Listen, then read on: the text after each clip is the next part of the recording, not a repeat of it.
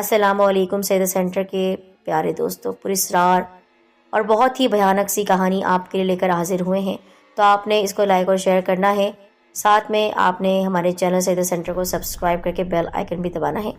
ہم جہاں رہتے وہاں پر بہت اونچے اونچے مکان بنے ہوئے تھے، پر ہمارا گھر ایک منزلہ تھا، اس کے چاروں طرف 2 منزلہ مکانات تھے۔ ان دنوں ہمارے الٹی جانب مکان میں ہمارے دور پرے کے رشتے دار رہا کرتے تھے۔ ان کا نام اسفر تھا۔ ان کی 4 بیٹیاں اور 2 بیٹے تھے، مگر جانے کیوں ان چاروں بہنوں کو ہم سے اللہ واسطے کا بیر تھا۔ وہ ہم کو ستانے اور تنگ کرنے کا کوئی موقع ہاتھ سے نہ جانے دیتی۔ کبھی ہمارے آنگن میں کوڑا پھینک دیتی تو کبھی مرا ہوا جانور ہماری چھت پر ہوتا۔ یہی نہیں، وہ ہم پر الزامات بھی لگاتی۔ یہ چاروں ہر دم ہماری ٹوہ میں رہتی، کسی نہ کسی طرح اس بات کا پتہ چلا لیتی کہ کب ہمیں ڈانٹ پڑی اور کب مار پڑی۔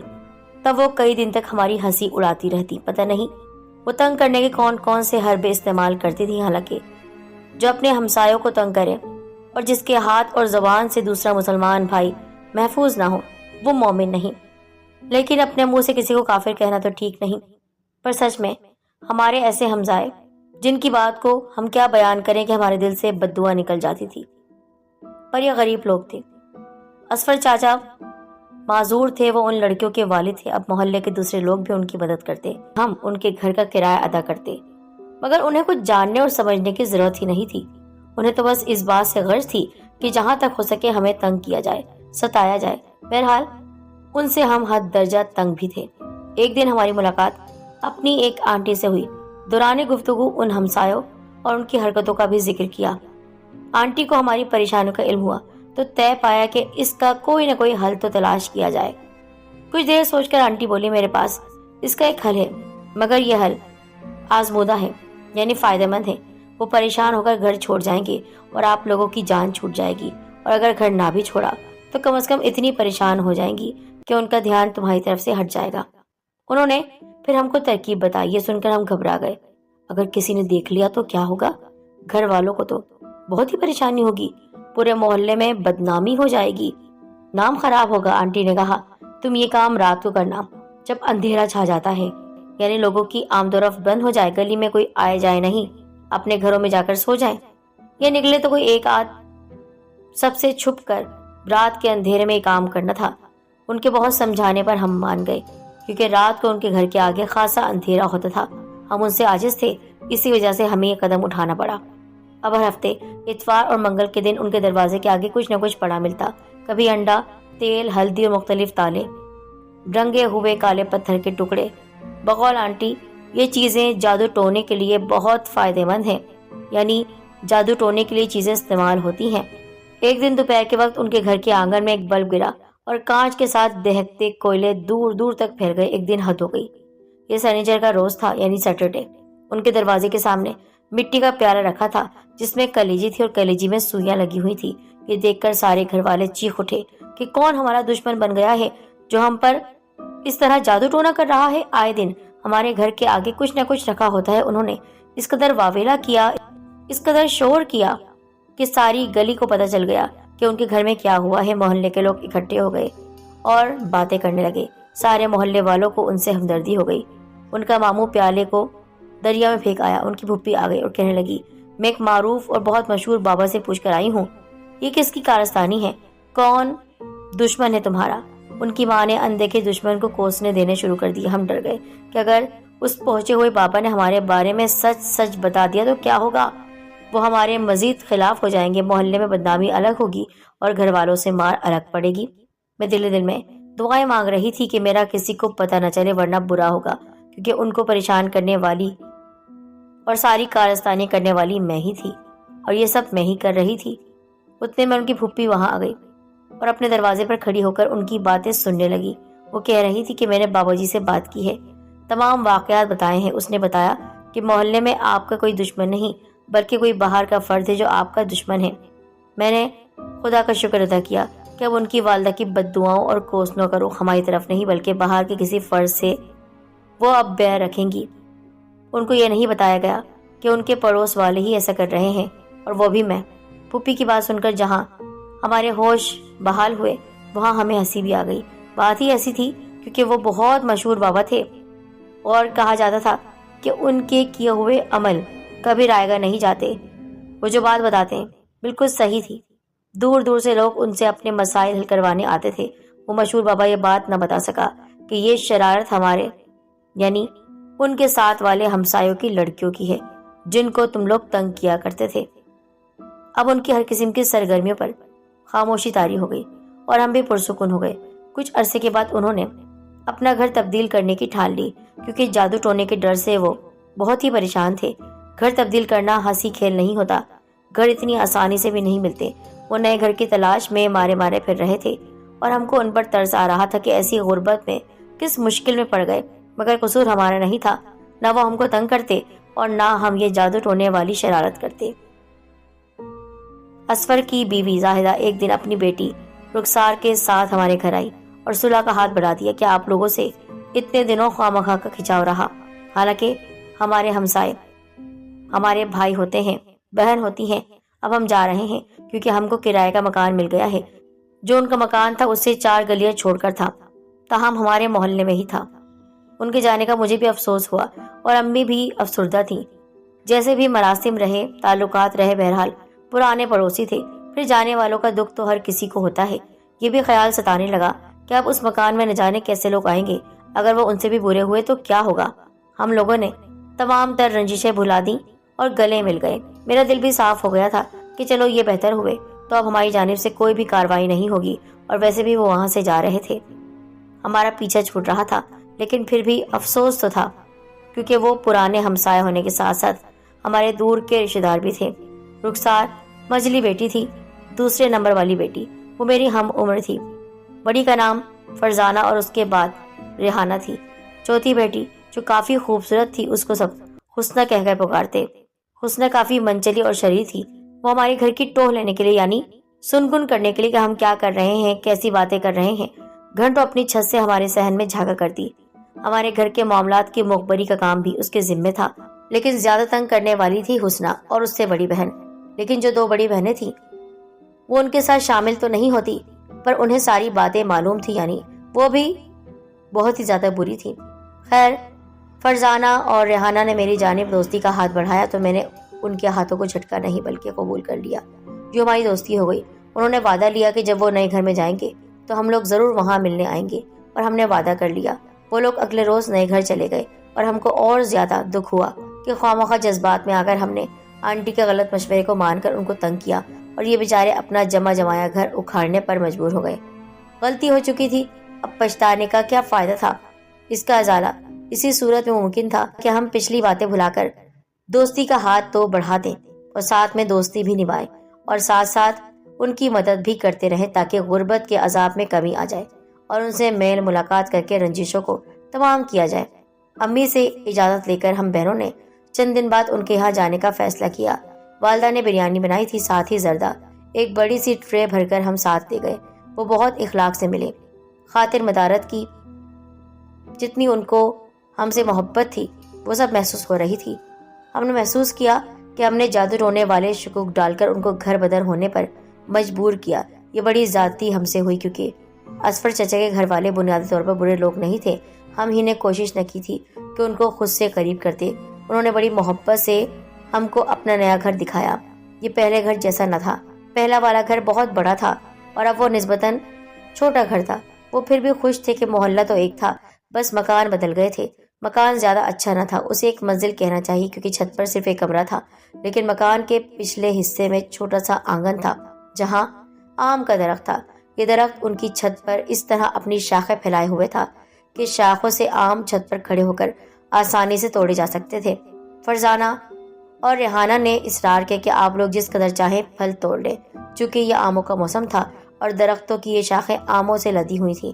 تب ہم کو ان کی قسمت پر رشک آیا کہ واہ، کیا اللہ کی دین ہے، اب جبکہ آم اس قدر مہنگے بک رہے ہیں لیکن ان کے گھر کے اندر اللہ تعالیٰ نے اتنی آسانی سے، وہ بھی فری، اتنی نعمت عطا کر دی، جب چاہے اپنے مکان کی چھت پر آ کر اپنے ہاتھوں سے پکے میٹھے اور تازہ دم آم توڑ سکتے ہیں۔ اس روز ان کے اصرار پر ہم نے بھی تھوڑے سے آم توڑے اور وہ انہوں نے ایک شاپر میں ڈال کر گھر آتے وقت ساتھ کر دیے۔ آم بڑے لذیذ، میٹھے اور مزیدار تھے۔ ان کے مالک مکان نے خاص توجہ سے یہ پودا لگایا تھا اور اب کرایہ دار مزے کر رہے تھے۔ ہم کو بڑا رشک آتا کہ ان کے گھر میں آم کا درخت ہے اور وہ بھی اعلیٰ اور عمدہ قسم کا۔ اس لالچ میں میری بہن روزینہ نے ان سے مزید دوستی بڑھائی۔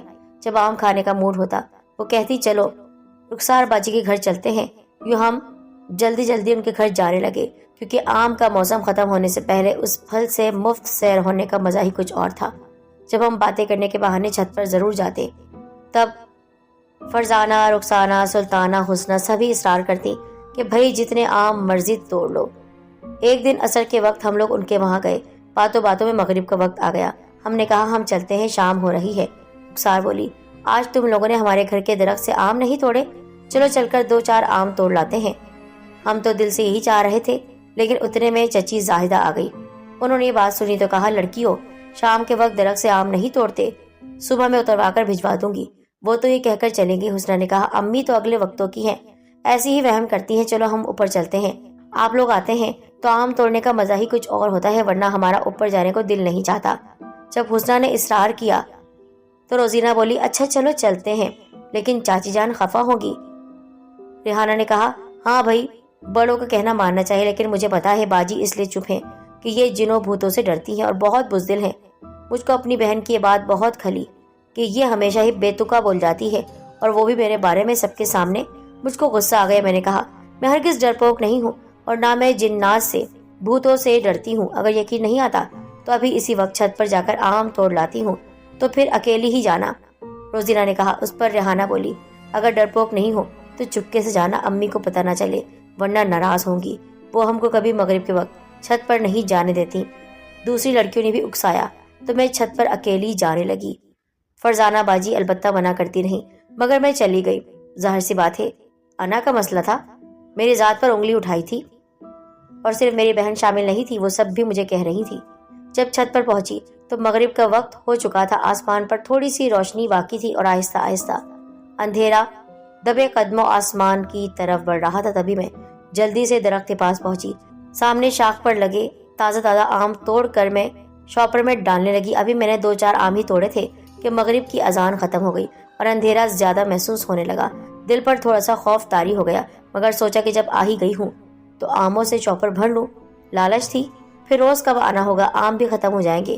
اس سے بڑی بات یہ کہ شرط لگا کر اوپر آئی تھی کہ میں نہیں ڈرتی ورتی جنات سے۔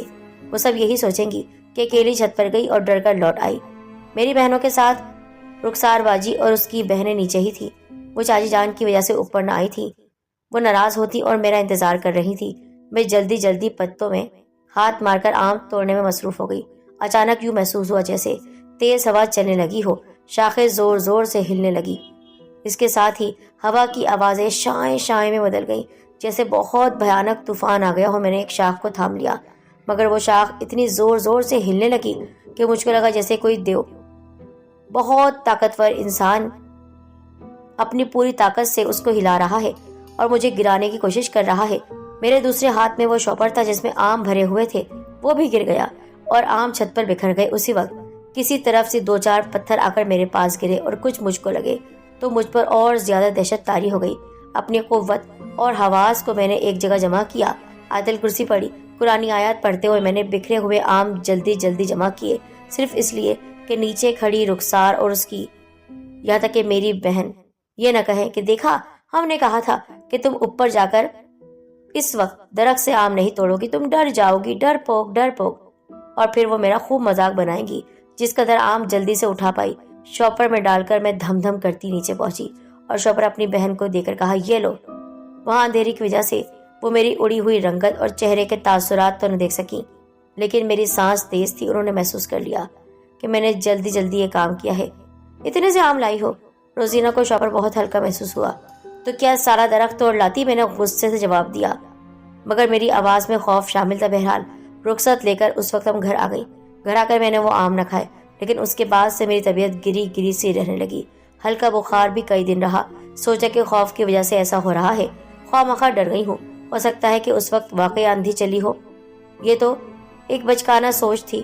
بہرحال کافی دن دوا لی، بخار اتر گیا، مگر جس بازو سے شاخ پکڑی تھی اس بازو میں اچانک درد اٹھا اور اتنا شدید کہ میں بلبلا کر رہ گئی۔ جب کسی گولی سے آرام نہ آیا تو ڈاکٹر کے پاس لے گئے۔ اس نے جو دوا دی کھا لی، درد میں کمی تو آ جاتی، پر مکمل آرام نہ آتا، درد دوبارہ شروع ہو جاتا۔ کئی ڈاکٹروں کو دکھایا، کسی نے مالش بتائی، کسی نے ٹکور، کسی نے سکائی کرنے کو کہا، لیکن کسی دوا سے آرام نہ ملا۔ بلاخر امی مجھ کو ایک بزرگ کے پاس لے گئی۔ انہوں نے دم کیا اور بتایا کہ بچی نے شام کے وقت کسی پھلدار درخت سے پھل توڑے ہیں، جبکہ وہاں دوسری مخلوق کا بسیرا ہے اور یہ ان کے آرام کا وقت تھا۔ اس نے ان کے آرام کو ختم کیا۔ اب میں اس پر روز 40 دن دم کروں گا اور بچی کو چاہیے کہ 5 وقت نماز پڑھے، قرآن پاک کی تلاوت کرے، صوم و صلات میں ناغہ نہیں ہونا چاہیے۔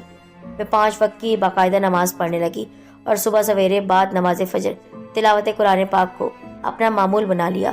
پاک صاف رہتی، یوں میری گھبراہٹ اور خوف تو ختم ہو گیا، مگر بازو کا درد اب بھی کبھی بھی اٹھتا تو رو دیتی۔ بزرگ کے ورد سے درد میں بہت فرق ہوا، مگر مکمل اس مرض سے آرام نہیں آیا۔ اس واقعے کے بعد میں نے مغرب کے وقت درختوں کے پاس جانے اور پھل توڑنے سے توبہ کر لی تھی۔ بے شک اسے میرا وہم اور شک کہیں لوگ، مگر مجھ پر ایک گزری ہوئی حقیقت ہے۔ سوچتی ہوں میں نے چونکہ اپنے ہمسائے لوگوں کو خواہ جھوٹے جادو ٹونے سے ڈرایا تھا، ان کا گھر ان سے چھن گیا تھا، خوف کی وجہ سے ٹھکانہ بدل گیا۔ شاید اس کی سزا ملی، کیونکہ اللہ تعالیٰ کو پڑوسی کو ستانا پسند نہیں آیا۔ کاش میں ایسا نہ کرتی تو آج مجھ کو یہ روگ نہ لگتا۔ لوگ کہتے ہیں اس پر سایہ ہے، آسیب ہے، مگر میں کہتی ہوں کہ یہ میری اپنی غلطی کی سزا ہے، اور انسان کو اس کی غلطی کی سزا کبھی نہ کبھی ضرور ملتی ہے۔ کچھ دنوں کے بعد رخسار اور اس کی بہنیں آئی۔ انہوں نے ایک عجیب بات بتائی۔ اس واقعے کے بعد دوسرے دن ان کے گھر آم کے درخت پر نہ جانے کس سمت سے پتھر آئے، اور اس کے بعد تو گھر کے پچھلی طرف جہاں آم کا درخت ہے وہاں سے پتھر آنے لگے۔ وہ کہہ رہی تھی اللہ جانے کس کو ہم سے دشمنی ہو گئی ہے۔ پہلے والے گھر میں انڈے، ہلدی، تیل، کلیجی وغیرہ ہمارے دروازے کے سامنے پڑی ہوئی ملتی تھیں، اور اب پچھلے صحن میں یہ پتھر گرتے ہیں۔ وہ بیچاریاں اتنی خوفزدہ تھیں کہ گھر بدلنے کا سوچ رہی تھی۔ ایک دن پتہ چلا بالآخر انہوں نے گھر بدل لیا، کیونکہ صحن میں پتھروں کی بارش ہوتی تھی جس سے ان کی زندگی اجیرن ہو گئی تھی۔ اور میں جانتی تھی کہ یہ کوئی نہیں، یعنی کوئی انسان نہیں، جادو ٹونا نہیں، بلکہ جنات کر رہے ہیں۔ میں وہاں جا نہیں سکتی تھی، لیکن جو بزرگ جن سے میرا علاج ہو رہا تھا انہوں نے بتایا کہ بیٹا وہ آرام بھی کر رہے تھے، اس وقت تسبیحات بھی کر رہے تھے، مغرب کا وقت تھا، نماز پڑھ رہے تھے۔ ایک تو تم نے نماز نہیں پڑھی تھی، پھر ناپاک بھی تھی۔ ماہواری کے وقت وہاں گئی، ان کو اور غصہ آ گیا۔ میرے ہاتھ کا درد آج بھی ٹھیک نہیں ہوا، اور سب سے زیادہ حیرت اس بات کی ہوئی کہ رخسار لوگ نہ جانے کہاں چلے گئے۔ وہ ہم کو بتا کر بھی نہیں گئے۔ کیا ان کو یہ بات پتہ چل گئی تھی کہ جو کچھ ہوا تھا وہ ہماری وجہ سے ہوا تھا؟ لیکن ان کے پڑوسیوں سے سننے میں آیا تھا کہ روز رات میں ان کے گھر میں پتھروں کی بارش بھی ہوتی اور بہت ہی خوفناک آوازیں بھی آتی، جیسے کوئی چلا رہا ہے۔ فجر کے وقت تو قرآن پاک کی تلاوت کی آواز آتی درخت سے، لیکن رات کے وقت کوئی وہاں پر بھیانک آواز کے ساتھ ان کو ڈراتا۔ وہ لوگ وہاں سے بھاگ گئے یا پھر انہیں بھگانے پر مجبور کیا گیا، پتہ نہیں، لیکن جو کچھ ہوا اس میں میری بھی غلطی ہے، میرے گناہوں کی سزا ہے جس کو میں بھگت رہی ہوں۔